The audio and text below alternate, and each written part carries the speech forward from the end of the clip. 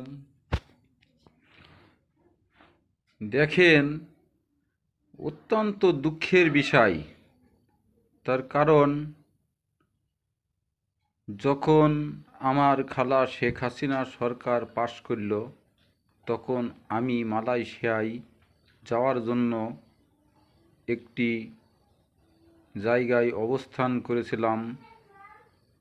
তখন ৫৫,০০০ visa cancel করেছিল।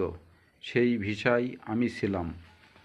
তবে আমার খালা শেখ হাসিনা সরকার হইল, তবে উনি কিন্তু সরকার হিসেবে বলতে পারত যে এই ৫৫,০০০ ভিসা আমি মালয়েশিয়া সরকারকে বলছি যে আপনি এই লোকগুলো নেন।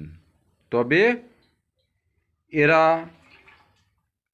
ঋণ করেছে, এরা সুদের টাকা নিয়েছে, এরা এনজিওর টাকা নিয়ে এই জায়গায় অবস্থা হয়েছিল। তা আমার খালা শেখ হাসিনা এই কথাটা বলতে পেরেছিল না। ডাক্তার দীপুমণি যখন বলল যে আমি মালয়েশিয়ায় যাব, তখনও আমাদের আশা ছিল যে মনে হয় আমাদের নেবে, যে অতিকম যেগুলো ভিসা হয়ে গিয়েছে এগুলো নেবে। তবে সেগুলো নিইনি। তবে আমি একটা কথাই বলতে চাচ্ছি আপনাদের মাঝে, যে দেখেন, যে আমি এই বিএনপির দলটার সম্পূর্ণ উদ্যোগ নিয়ে, বক্তব্য দিয়ে, কথা দিয়ে আমি এই দলটা চাঙ্গা করে নিয়ে এসে আজকে কোটি কোটি মানুষ তারেক রহমানকে এয়ারপোর্টে বরণ করতে যায়।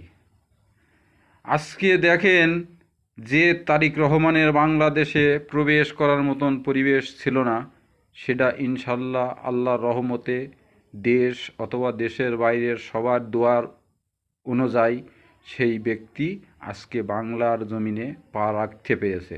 যখন তারেক রহমান এই দেশের থেকে যায়, তবে তাদের কাছ থেকে লিখিত করে দিয়েছে যে আমি আর এই বাংলাদেশের মাটিতে পা রাখব না।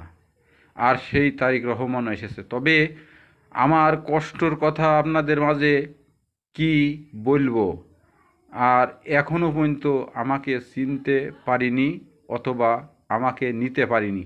আমি আপনাদের মাঝে বলেছিলাম যে দেখেন, যে আমি ওয়াদা করে এই জায়গায় অবস্থান